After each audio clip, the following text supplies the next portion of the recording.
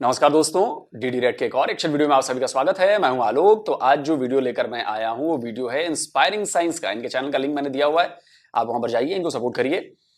बड़ा अच्छा कंटेंट बनाते हैं और ये टॉपिक इन्होंने बड़ा जबरदस्त चूज किया है कि why Islam did not spread in China. चीन मुसलमानों से इतनी नफरत क्यों करता है, चलिए भाई देखते हैं। दोस्तों, क्या आपको पता है कि चीन में इस्लाम क्यों नहीं फैला?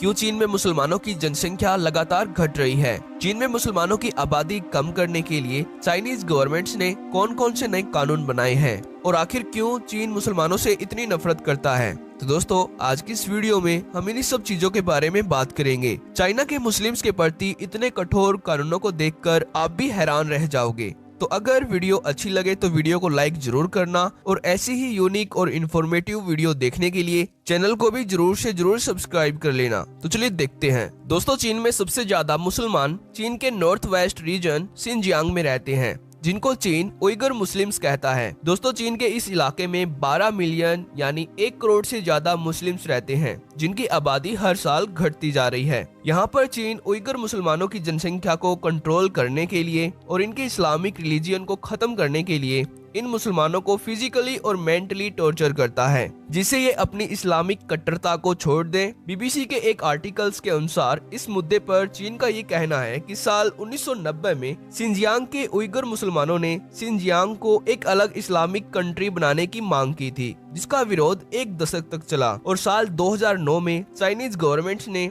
इस विरोध को दबाने के लिए या फिर कह ले जड़ से खत्म करने के लिए संघर्ष किया, जिसमें 200 से ज्यादा चाइनीज लोगों की मौत हो गई। देखिए, जुल्म हो रहा है, जुल्म करना अच्छी बात नहीं है, जुल्म नहीं होना चाहिए, लेकिन हमें साथ ही ना सिक्के का दूसरा पहलू भी देखना चाहिए। सिक्के का दूसरा पहलू ये है कि जैसे ही संख्या बढ़ रही है, जिन जिन इलाकों में जहां जहां मुसलमानों की संख्या बढ़ रही है, उनकी डिमांड्स ऐसी हो रही हैं कि हमें अपना अलग देश चाहिए, हमें शरिया कानून लगाना है, हम आपके कानून से नहीं चलेंगे, हमें ये चाहिए, हमें वो चाहिए, और हम आपकी एक बात नहीं मानेंगे, हम आपकी ईंट से ईंट बजा देंगे। अच्छा, ये मैं ऐसे नहीं कह रहा हूं, मैं आपको फ्रांस का एग्जाम्पल देता हूं। फ्रांस ने बड़ी संख्या में रिफ्यूजीज को एक्सेप्ट किया, बड़ा ओपन सोसाइटी है जी, ऐसा है जी, वैसा है जी, एक्सेप्ट किया। आज फ्रांस में क्या हो रहा है? आज फ्रांस में शरिया लॉ लगाने की बात हो रही है। वो कहते हैं कि हम मेजोरिटी में आ गए हैं, हमारी संख्या बढ़ गई है, तो कानून भी हमारे हिसाब से होंगे, हमारे हिसाब से तुम्हें चलना पड़ेगा। अब सोचिए कि दूसरे देश में जाकर वहां के लोगों को धमका रहे हैं खुलेआम। यही काम ब्रिटेन में हो रहा है। ब्रिटेन में आए दिन झड़पें हो रही हैं, ब्रिटेन में आए दिन वहां के लोग परेशान हो रहे हैं, जो असली ब्रिटिश हैं वो परेशान हो रहे हैं। उनमें डर का माहौल है कि क्या हो रहा है मेरे देश में। बाहर से लोग आते हैं, पहले तो बड़ा मीठी मीठी बातें करते हैं, और जब इनकी संख्या बढ़ने लगती है, जब एक तादाद एक लिमिट तक पहुंच जाती है, तो ये लोग कहते हैं कि जी तुम कौन, अब जो चलेगा हम शरिया कानून के हिसाब से चलेंगे, इस्लामिक रूल लागू करेंगे यहां पर। दूसरी कौम के लोगों को वो खुलेआम जान से मारने की धमकी देते हैं। आप सोचिए। और करीब करीब कई वेस्टर्न कंट्रीज में ऐसा हो रहा है, जहां पर मुसलमानों की संख्या बढ़ने के साथ वहां पर प्रॉब्लम्स क्रिएट हो रही हैं। और अगर प्रॉब्लम्स क्रिएट होंगी, अगर इस तरह का डर बढ़ेगा, तो भाई आवाज तो उठेगी, और आवाज उठेगी तो देखिए, जो शायद चाइना कदम उठा रहा है, वो शायद दूसरे कई देश वैसा कदम उठाने पर मजबूर हो जाएं। क्योंकि एक्सट्रीमिज्म कब तक बर्दाश्त करेगा कोई?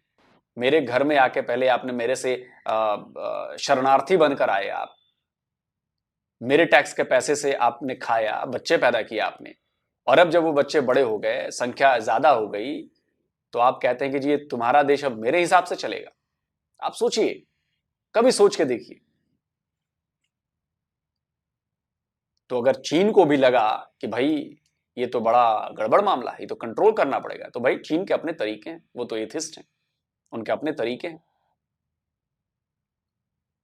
और जाहिर है वो जुल्म कर रहा है, ये बात बिल्कुल इसमें सच्चाई है, तो जुल्म कर रहा है। लेकिन चीन के सामने किसी के बोलने की औकात नहीं। ये पाकिस्तान वाले बड़े बोलते हैं, ये कोई बोल के दिखाया जरा चाइना के खिलाफ, अगले दिन डॉलर वाला पट्टा ऐसा टाइट करेंगे कि कै कै कै कै करने लगेंगे। कोई नहीं बोलता। टर्की और की भी कभी कभार बोल दिया, कोई नहीं बोलता। जर्मनी में, जर्मनी को मैं बोल रहा हूं, जर्मनी में हालात खराब हो रहे हैं, जर्मनी ने भी बड़े रिफ्यूजी दोनों हाथ से स्वागत किया, आओ आओ आओ, हम खोलते हैं। हालात खराब।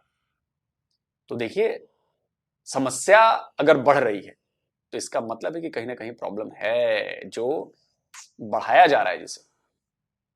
और दोस्तों, इनकी मौत का चीनियों ने उइगर मुसलमानों को दोषी ठहराया और तब से लेकर आज तक चाइनीज गवर्नमेंट्स उइगर मुसलमानों पर अत्याचार करती आ रही है। और साथ में ही चाइनीज गवर्नमेंट्स का ये कहना है कि उइगर मुसलमान चीन की शांति को भंग करते हैं और आतंकवाद को बढ़ावा देते हैं। दोस्तों, आपको जानकर हैरानी होगी कि चीन ने उइगर मुसलमानों की तुर्किश भाषा को खत्म करने के लिए और इनके इस्लामिक रीति रिवाजों को बंद करने के लिए सिंजियांग रीजन में री एजुकेशन कैंप्स लगाए हुए हैं। चीन के इस री एजुकेशन कैंप्स में हजारों जेल के कमरे बनाए हुए हैं, जहां पर उइगर मुसलमानों को इनकी इस्लामिक परंपराओं को छोड़ने के लिए फिजिकली और मेंटली टॉर्चर किया जाता है। दोस्तों, सिंजियांग रीजन में बनाए गए री एजुकेशन कैंप्स को गूगल सैटेलाइट इमेज से भी साफ साफ देखा जा सकता है, जिसमें हमें पता चलता है कि कैसे चीन ने उइगर मुसलमानों का इस्लामिक रिलीजियन खत्म करने के लिए साल 2015 से लेकर साल 2020 तक बहुत सारे री एजुकेशन कैंप्स बना दिए हैं। दोस्तों, एक रिपोर्ट के अनुसार उइगर मुस्लिम्स को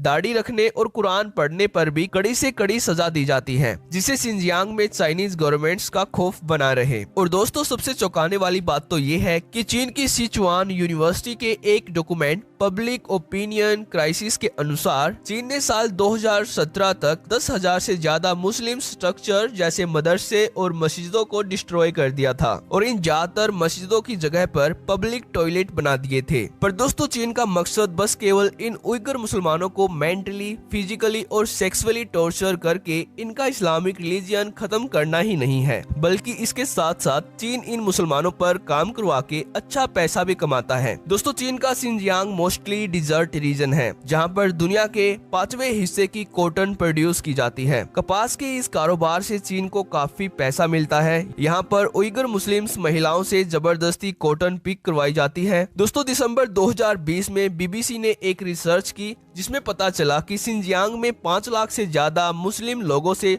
जबरदस्ती कॉटन पिक करवाई जाती है और यहाँ पर री एजुकेशन कैंप्स के नजदीक बहुत सारी नई कॉटन फैक्ट्री मिलने के सबूत मिले हैं। पर दोस्तों, चीन के मुसलमानों पर अत्याचार से दुखी होकर सारे वेस्टर्न ब्रांड ने सिंजियांग से आने वाली कॉटन को अपनी सप्लाई चेन्स में लेने से इनकार कर दिया है। और दोस्तों, चाइनीज गवर्नमेंट्स ने सिंजियांग के चप्पे चप्पे पर नजर रखने के लिए सिंजियांग को सर्विलेंस नेटवर्क जैसे पुलिस, चेक पॉइंट और डिजिटल कैमराज से कवर कर दिया है, जो सिंजियांग में रहने वाले हर एक मुसलमान के चेहरे को रिकॉग्निशन करके स्कैन करते हैं। और ह्यूमन राइट्स के अनुसार चीन की पुलिस एक मोबाइल एप्लीकेशन का यूज करती है, जिससे हर एक उइगर मुस्लिम्स का बिहेवियर नोटिस किया जा सके। दोस्तों, इन सारी चीजों से हम समझ सकते हैं कि चीन में इस्लाम क्यों नहीं फैला, क्यों यहाँ पर मुसलमानों की जनसंख्या लगातार हर साल घटती जा रही है। दोस्तों, आज सारी दुनिया चीन में मुसलमानों पर हो रहे अत्याचारों से अवेयर है, पर कोई भी इस्लामिक कंट्री इन मुसलमानों की सहायता करने को तैयार नहीं है, क्योंकि ज्यादातर इस्लामिक कंट्री चीन के कर्ज के नीचे दबी हुई है, जिससे वे किसी भी प्रकार से इन मुसलमानों की सहायता करने में झिझकते हैं। तो दोस्तों, आज की इस यूनिक और इंफॉर्मेटिव वीडियो में इतना ही। अगर वीडियो अच्छी लगी तो वीडियो को लाइक जरूर करना।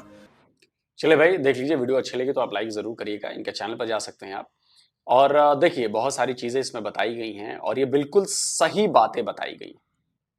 जो अभी ताजा मामला चल रहा है वो भी एक मस्जिद के तोड़ने का चल रहा है। उसको कहा जा रहा है कि जी इलीगल कंस्ट्रक्शन हुई है और चाइना की कोर्ट ने आदेश दिया है कि भैया उसको फौरन गिराओ जो कंस्ट्रक्शन है।